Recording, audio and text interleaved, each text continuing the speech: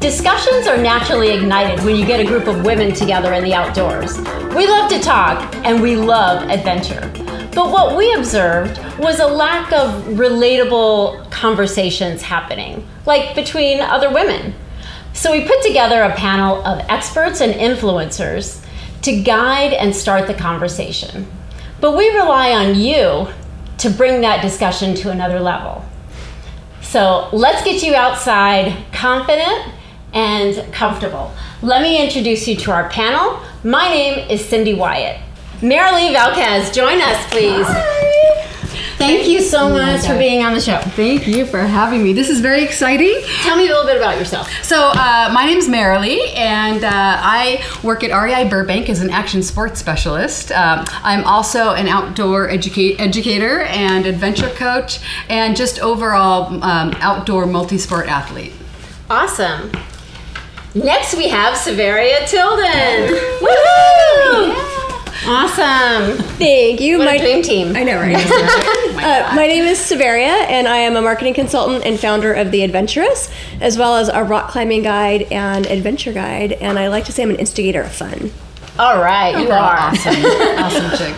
Next up, Roxanne Armstrong. Thank you so much. Thank you. I'm so glad you're here. Thank you for inviting me. My name is Roxanne. I am a yoga instructor, international yoga competitor, and just an all-around outdoor enthusiast. I love to be outdoors, and I'm so happy to be here with these wonderful women. Thank you. Thank you. I didn't say much about myself, but I work at the REI in Burbank, California as a sales lead, and I'm an event director and also an ultra runner.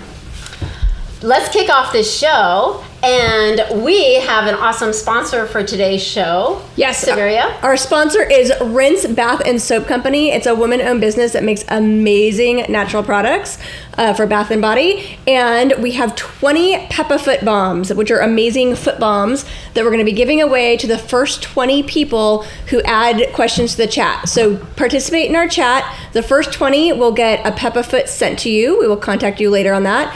We will be answering some of your chat questions live at the end of the show, and those that we can't answer live, we will get to online. So please give us your questions. Nice. That's good stuff, too. It smells really good.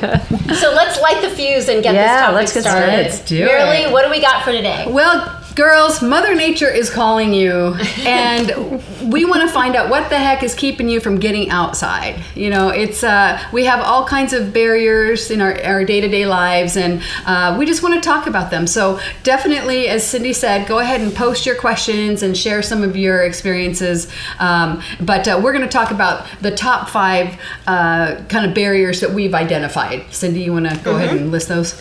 Yeah, sure. So not necessarily in order of any importance or anything like that, but things that we've come up with. The first one is time. I just don't have the time. And I guess I will address this. Being a mom, and I was definitely in this position, I literally thought like the house would just come crumbling down if I left for 1 hour to go on a run or a hike. But you know what I realized was that I was more grounded and calm to be able to overcome those obstacles of that everyday, like rushing around that moms do. Right, laundry's still going to be there. Like, I mean, it's not going to change your life whether you do it. I literally now or came after, back right? in the door, and the kid is still like coloring or whatever, and looks up and it says, Didn't even miss you. I was like, I'm going to do another 5 miles. So you're telling me you have an overinflated sense of importance? Don't we all? I think the other thing too at time is that people feel like you need a ton of time. Like, I don't have hours to go on a big hike, or I don't have all this time. And getting out in nature can be simple, and it doesn't have to be a long time. So if you have 10 minutes in the morning, 15 minutes, it could just be walking the dog. It could be finding a sit spot someplace in your yard where you can just go and sit and decompress for 10 or 15 minutes. So I think too, getting outdoors doesn't have to be an epic summit peak 20-mile mountain bike ride. Absolutely. You know, it could be something a simple. little Just get goes a out long there. way, Yeah. for sure. And I think really making it a part of your schedule, because I think we're all busy women, and I even schedule my own yoga class or a hike with Marilee on a Thursday. I put it in my calendar as a commitment to myself. That's how I make the time. Definitely. really And you know what? And it really pays off because it makes you a better person just throughout the day. And it just, you can be much more valuable to the people you love. Yeah. And the people that Maybe you there's care more for. time in the day than we really think. So Get up earlier. Get up earlier. Okay, so Absolutely. we have knocked that obstacle out of the park. That's Boom. no longer. Boom, it's out. So another thing we've heard is, I don't know how to do it. Like the education point. So Saveria, I'd like for you to kind of kick this conversation. Yeah, absolutely. I mean, I think we all know knowledge equals confidence, right? And so if you don't have that knowledge, it's part of the reason why you may not be confident going outdoors. So educate yourself. Take a class. REI Outdoor School has great classes. They have all women's classes. They have mixed classes on all different disciplines.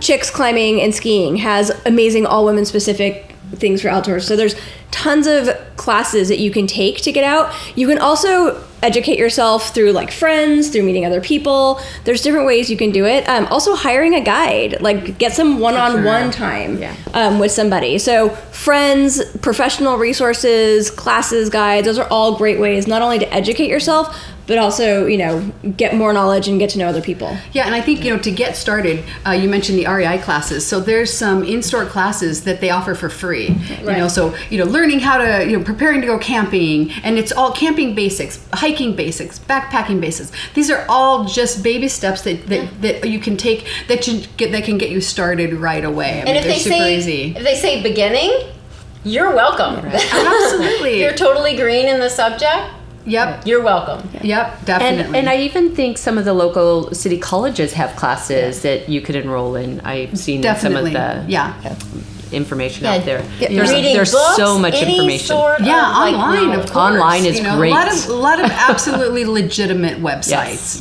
that have a lot of valuable information. So And I would just Yeah. say, as a beginner and as you're learning something new, remember that it's okay to be a beginner at something. So I think that's something too. There's this fear of like we have to be good or we have to be an expert at it. And remember that you're going to learn something and it's going to be hard at first, and that's okay.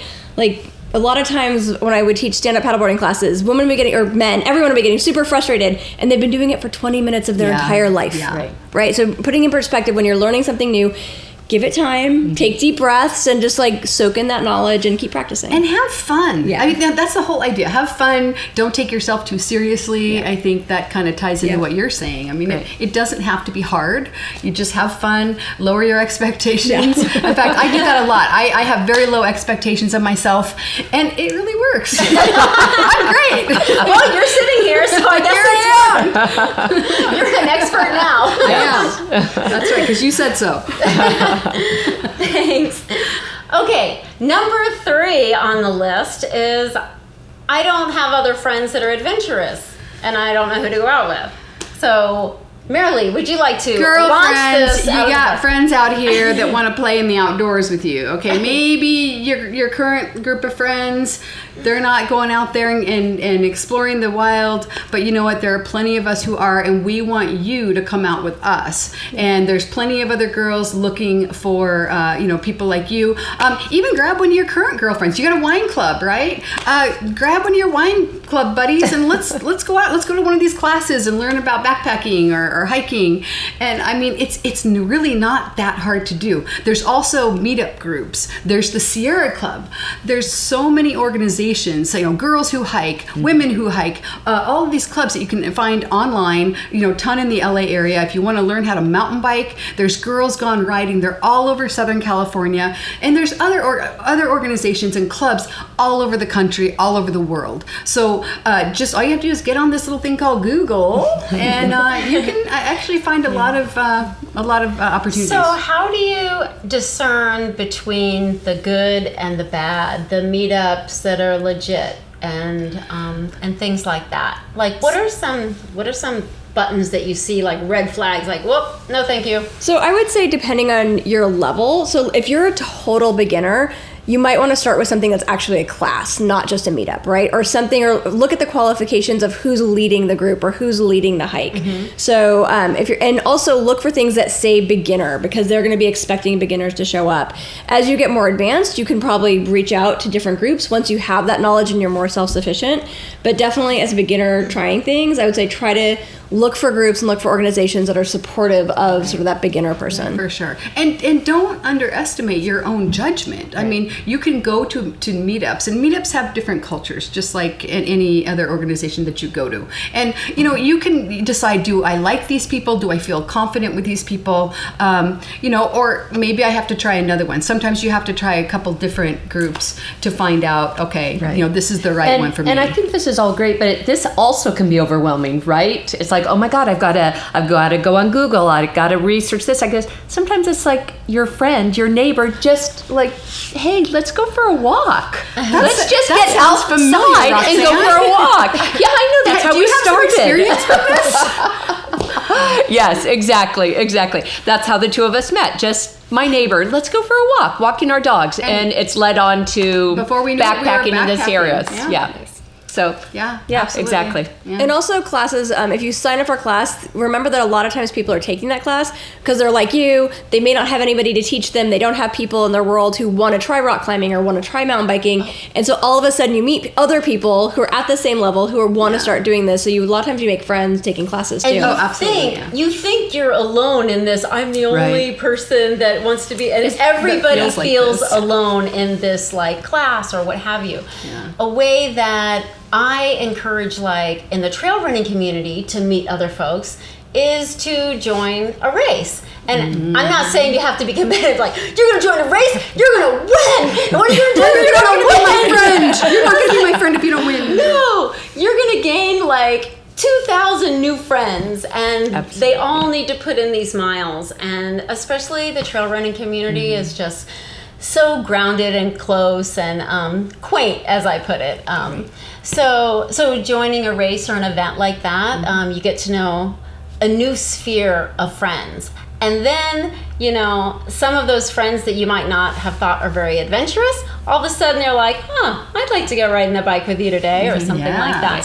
Contagious. So, right. And so races definitely. And then you inspire your friends. And races are great because they give you a goal to work towards. Right. So it's just nice to be like, okay, like we have a goal to work for, something to train for. Okay. Definitely. Our next goal. Did we knock that obstacle out of the park? We knocked that obstacle out of the park. I don't know, viewers, you guys have to, send us a message. Let us know if we cleared that one up for you. Okay. The next one, Roxanne, this is right up your alley, is I'm just not ready. Like, I have to train before I join you. Right.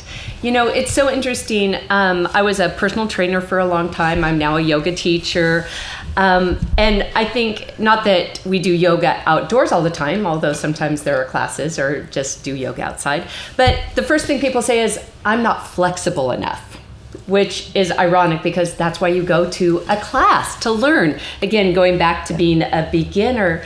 And so you just want to remember to take it slowly. Again, go with a friend, walk around a block. If you've never walked, don't expect to go hike Whitney, your first outing. It's really more about just getting outside and seeing what's out there and having some fun that way. And it's really more about enjoying what you're doing, enjoying company with friends, and just taking a little bit of time and being patient.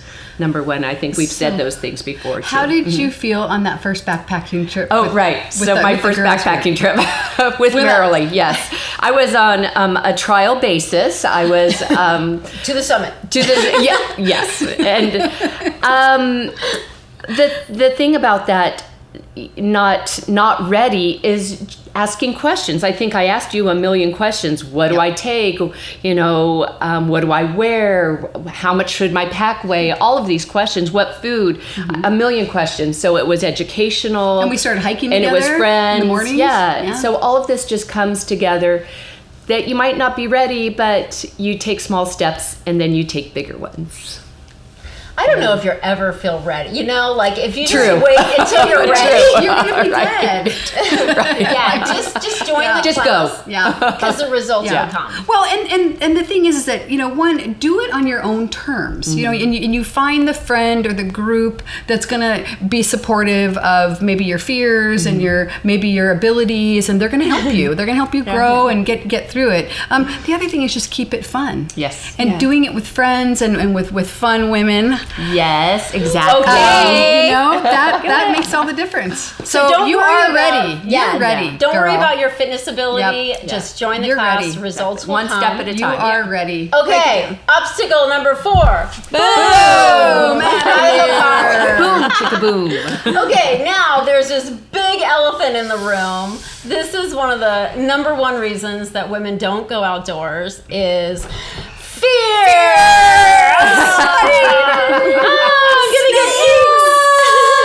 Oh my god! Creepy monster Actually, this is a fear of mine. That's really it. Just take that and just strangle it. So is that Running out of wine when you're on the trip. There's a because it's all that's in maybe fear not of running out of wine for sure. Okay, yeah, that is a big one. Okay. But actually, this honestly, snakes in California, because I grew up in Alaska, and snakes is a new thing that I had to worry about. It's like, oh, I needed a little education and have respect, and so yes, Yeah, I will snakes. keep the snake next to me. Snakes I think were you should keep it on your definitely lap. one of that was one of my scariest things to get over until I realized that there were bigger animals out there like mountain lions and bears, and I was like, really big spiders. really big spiders. Literally at the Grand Canyon, the tarantulas are about this size, and they're just walking around. I'm like, was that a rat or a small dog? It's crazy. Yeah, they're out there, but they're not poisonous. And then there's- and then I realized that rattlesnakes. You have like 6 hours to get to the hospital, so yeah. I got this. Except for that one in Joshua Tree that you don't want to get bit by. Anyway, Yeah. so let's talk about like all aspects of the fears that we have. There's different types. So we're obviously addressing wildlife. Yeah. Fear in general is rational. Yep. And we all have it to varying degrees. But you can't let it you can't let it keep you from doing the things that you really want to do. And so I think in terms of when you're outside and you're hiking, just pay attention. Look where you're walking so you don't step on that snake. And if you don't run or hike with headphones so you can't hear things around you. Keep an eye open for creeps like me, that are lurking about. And then if you see some wacko, you turn around. And I think that's just general awareness. And So and being sometimes they prepared. don't really look like wackos. Yeah, that's true. Yes. But yeah, wildlife can be men. Yeah, no, definitely. So that's- yeah, for sure. Creepy trail people. Yeah. And that's also a reason to go with a friend, to always go with a buddy too. It makes you feel so vulnerable. Like all of a sudden, like you see somebody that maybe doesn't have hiking clothes on or just doesn't look quite right. And you're just like, I am here in little shorts and a tank top and I've got nothing. Right. So But so you how can do we- run fast. Well, but I on think, Instagram. So, I mean, there are So let's definitely talk about things some you things. can do. I mean, you can carry pepper spray. You can take some self-defense classes. I took some practice Brazilian Jiu-Jitsu, and that's very helpful stuff because at least you can take control of a situation. Am I still scared and nervous when I'm out by myself, especially in the front country? Yeah, I am. And I usually grab a friend and hike, but every once in a while I'll go, and there are certain trails that I will go by myself on, but there are some that I will not go by myself. And that's Saveria, what makes you feel safe? So honestly, having a friend. So there's all this women who are like solo hiking, and I want to get out there by myself, and it's empowering. And I'm not a fan. So I don't hike by myself, and when I do go out, I make sure in case something happens. One, because if you get injured, not even just creeper dudes, or creeper people, but if you get injured, if you get hurt, if you get bit, if you do get bit, all Just sorts of for things safety. can happen, but it's a safety thing. And so when I go, especially backcountry or I think there's not going to be service, I always have some sort of in satellite device or in reach. I use the bigger version. This is adorable. I love this, and I'm super jealous of this one. But I use it in reach, which has an SOS function. It also has a two-way communicator, so you can check in with people, just say, checking in, all's good, running a little late, those kinds of things. And then also your cell phone. Your cell phone there's GPS programs, so you can track. So if you think you're getting lost, you can come back. As well as a lot of times the 911 function on your phone will work even if your cell reception doesn't. So that's another good reason to have your phone. And then also, like, I would say most importantly, going back to the education thing, is making sure you always stay found. So again, always having a map, always having the 10 essentials, right? So you're prepared if something happens. Map, compass, knowing where you are. Because once you're lost, it's much harder to figure out where you are versus if you stay found. So if you have a map and you know where you are and you're kind of tracking, like, oh, I'm at this trail junction and now I'm here. Exactly. Then Paying you know where you attention are. to those junctions. Paying Okay, attention. I'm here now. Here's a landmark. Here's a landmark. Okay, next junction, same thing. Yeah. Okay, let's make sure we address all the different types of fear. We did talk about bears. Yeah. So I think we should talk about bear spray really quickly, because some people might think that they can use this So there's to ward off two creepy kinds men. of bears that we need to be talking about. There's black bears, which are most common in California, stuff like that. And honestly, they're scaredy cats, Yeah, right? they are. So Yeah. being noisy, bear bells, I think we had one somewhere, making noise. Whistles. Yeah. Clapping your hands. Yeah, clapping hands. Most likely, you're not going to see them because when they hear you coming, they're going to disappear. And you just don't want to startle them. So most of the time, they'll run away. Grizzlies, on the other hand, which are things in like Montana, Wyoming, like those places, they do have grizzly bears. Alaska. Yeah. And so that's where things like bear spray, or you need extra precautions when you're going out. But again, there's lots of things that you can do that are preventative so that you don't get hurt. Same with mountain lions, rattlesnakes, all that kind of stuff. And just a note too. So if you're thinking about possibly carrying bear spray as a safety deterrent for humans. Bear spray is not as strong as pepper spray for humans, so it's not a great. So it's probably better than nothing. But if you're thinking about that, you're probably better off carrying a small canister of pepper spray to protect you as well. And keep in mind, some national parks don't allow you to use the bear spray. In their in territory. California, Yep. that's Yosemite and Sequoia. So check those rules before you head out with bear spray. For sure. So I would also say another fear, probably getting hurt when you're outdoors. And so, I mean, unfortunately, part of being adventurous and part of having fun and going outdoors is you're going on an uneven path, you're going different places. So I would say, if you're going to be going into the backcountry, taking a wilderness first aid class and kind of knowing what it entails to be in the backcountry and how to get yourself hurt. And also just always having a simple first aid kit with you.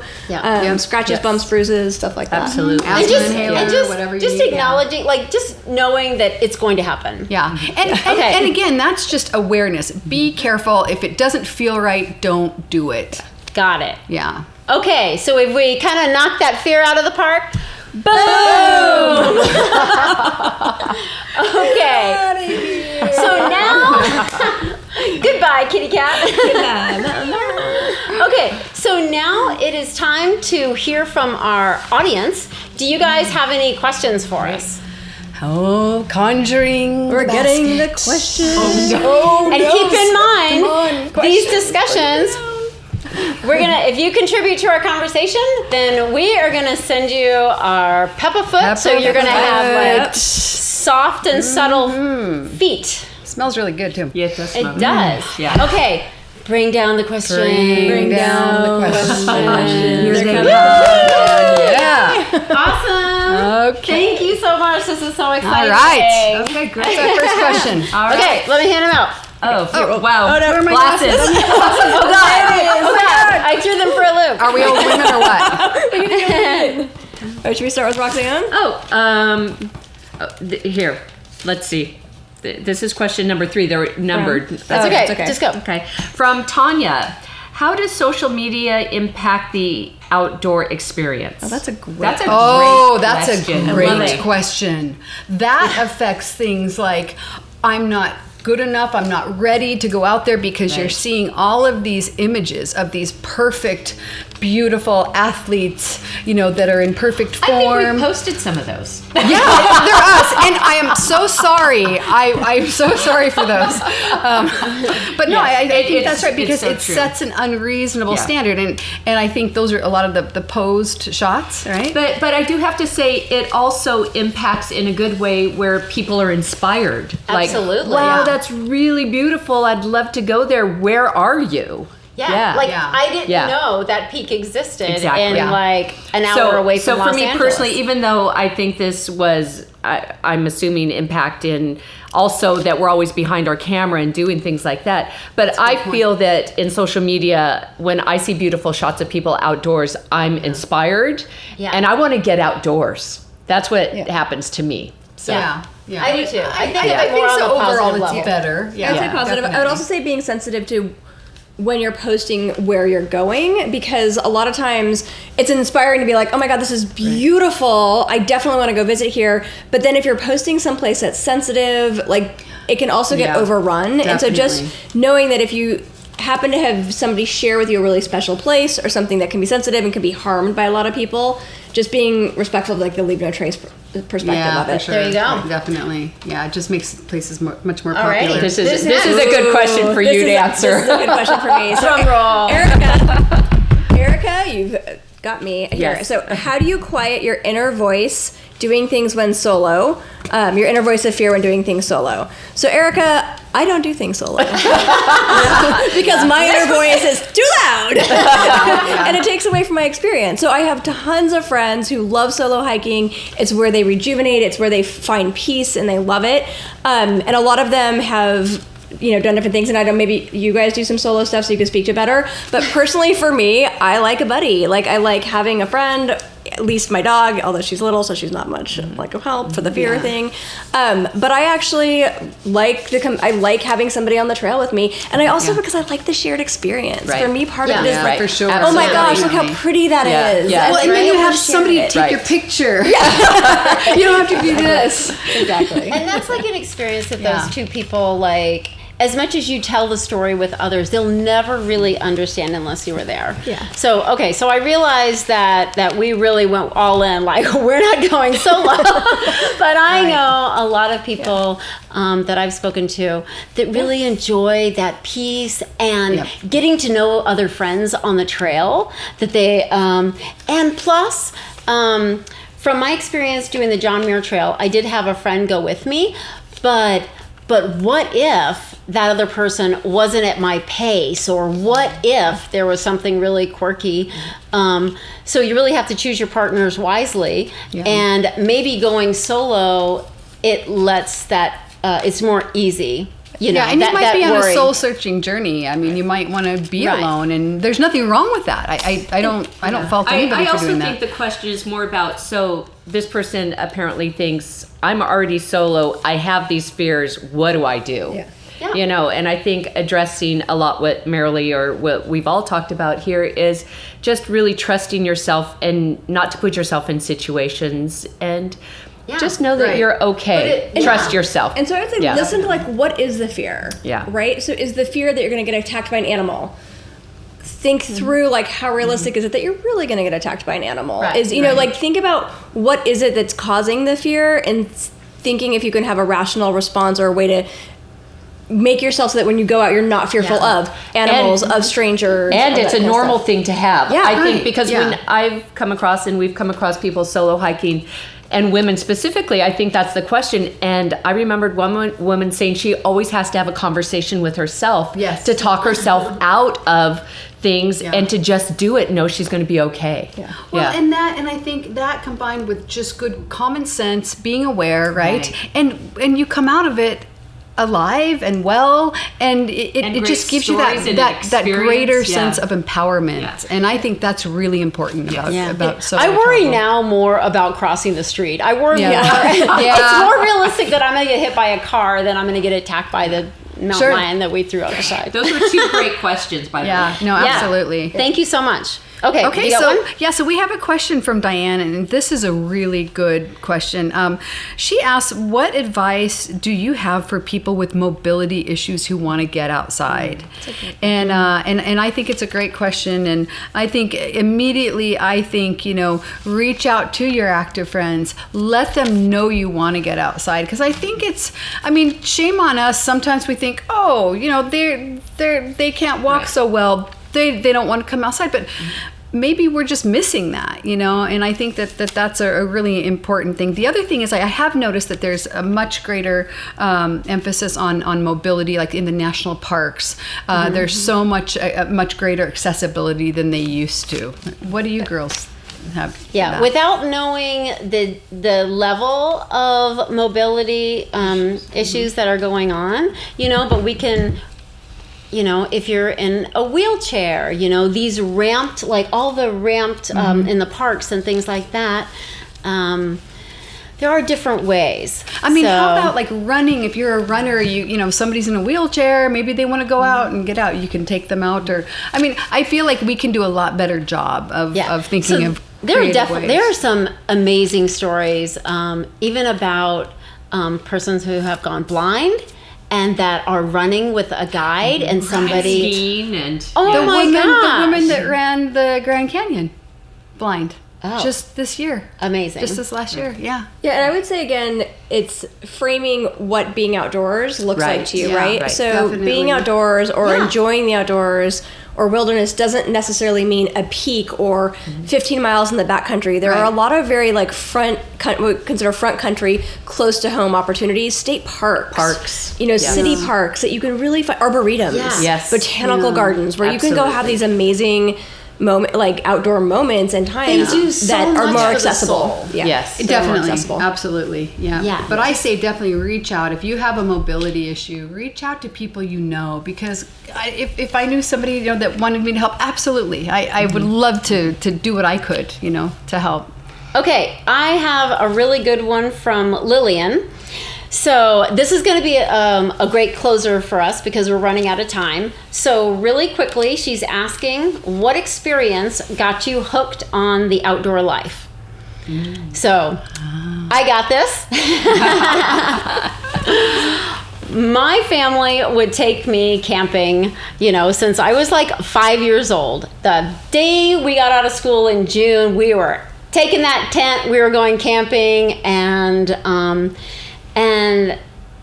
I don't know, that was just my life as a kid. And as an adult, in my 20s, I kind of got away from it a little bit.